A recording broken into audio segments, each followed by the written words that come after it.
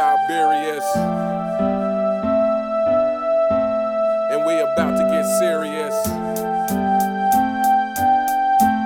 It's the real Siberius, making fanboys furious. He's in the Hall of Fame.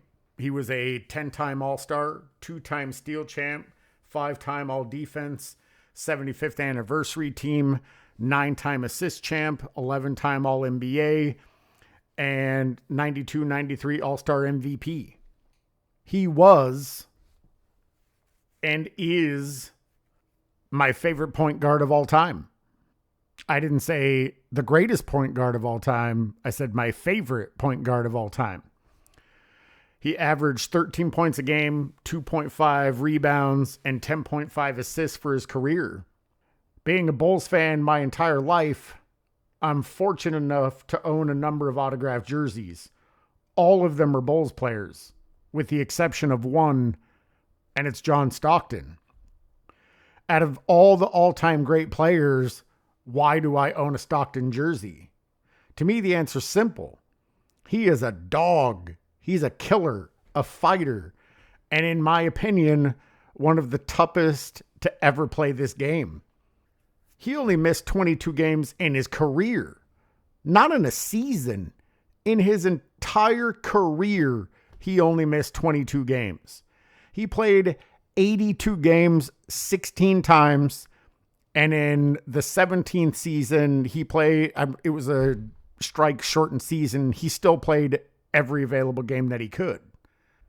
He's the all-time leader in assists and steals, and no one's ever going to catch him. He sets screens like brick walls and throws elbows. He was dirty and mean on the court. Even though he never won a chip, he's still highly respected. He knew how to work his opponents. He played with their minds and got to his spots. And once he was there, you couldn't stop him. Gary Payton said he would rather guard Jordan than Stockton. Stockton has one of the highest IQs to ever play this game, if you ask me. If you just watch these highlights, and I have to shout out LGCY Power because that's where I got these highlights from. So please go and check out their channel. They do some great work. But as you can see, he's just an incredibly fundamentally sound player. He's tough as hell. Despite the fact that he's only 6'1", he was strong. He would bully people. He would push them to get them out of their game and to get into his game. Him and Malone were an incredible duo. The only reason why he doesn't have rings is because he had to face Jordan twice. And no one beat Jordan. So I don't view that as a black mark on Stockton's career. It's an unfortunate certainty. No one was going to beat Jordan. But the Jazz gave him hell. I think he is criminally underrated and underappreciated. I said before, he's my favorite point guard of all time. Not the greatest point guard of all time, but my favorite point guard of all time. And it's for so many reasons. Anybody that can play 82 games 16 times deserves some recognition. And I'm sorry, but if you have not beaten that, you should never, ever be mentioned in the same conversation as longevity, because Stockton is the king of longevity. And he wasn't just padding stats when he accumulated his assist and steal record. He was putting in work. Even as he got older, he was still putting in work. He didn't just hang out to build those numbers. He didn't team hop and jump to team to team to team. He only played for the Jazz. And he played for them at a high level. He got older. He slowed down. I mean, that's just inevitable also. I've wanted to do this video for a while because I don't hear a lot of people talk about Stockton. I don't think his name merits the respect that it deserves simply because he does not have a championship ring. I think the same thing happens to Barkley. I think the same thing happens to Peyton. I think the same thing happens to a lot of teams that faced Jordan in the 90s, and it's because Jordan didn't lose. And then when Jordan wasn't there, Olajuwon was cleaning house. So there weren't a lot of opportunities for other teams to win.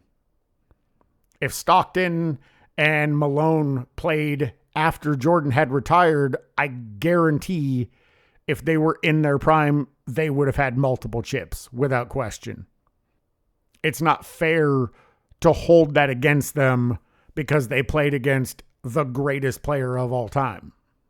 Is it still a failure? It is. You don't make excuses. Everybody wanted to beat Jordan. They just couldn't. But I believe Stockton was a one-of-one player.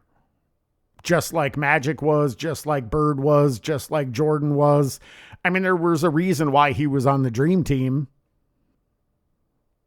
I just want to make sure that I am doing my part to spread the name of these players that could, but never should be forgotten.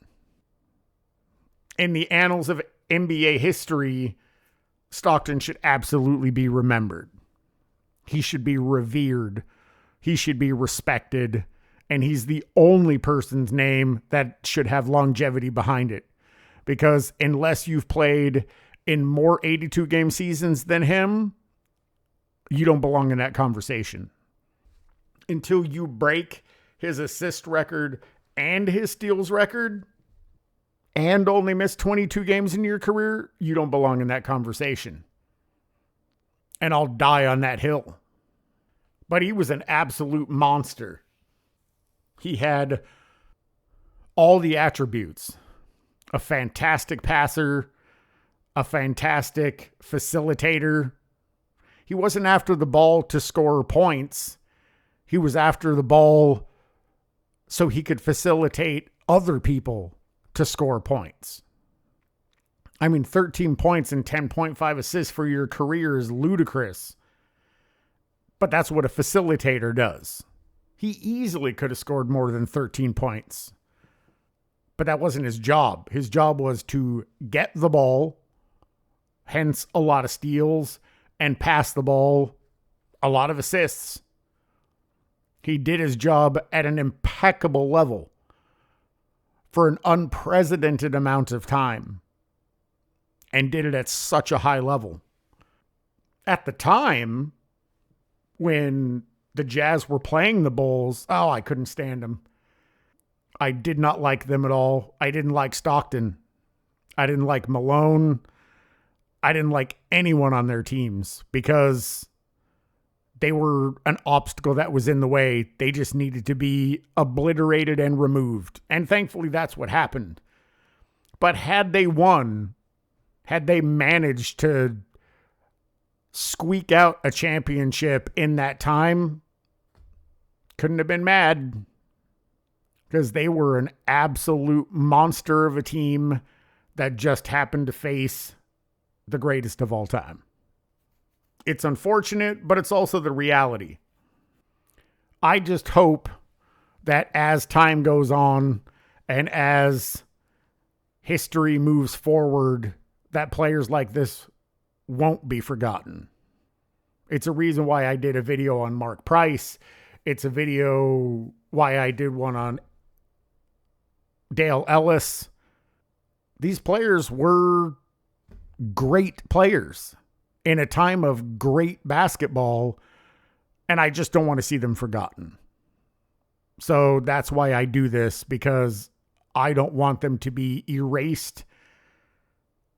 And I think their careers, their legacies, and these moments should live on forever. I certainly hope that they do. Anyway, that is the end of the video. And again, I want to give a shout out to LGCY Power. That's where I got that highlight footage from. and you should absolutely check them out because they do fantastic work.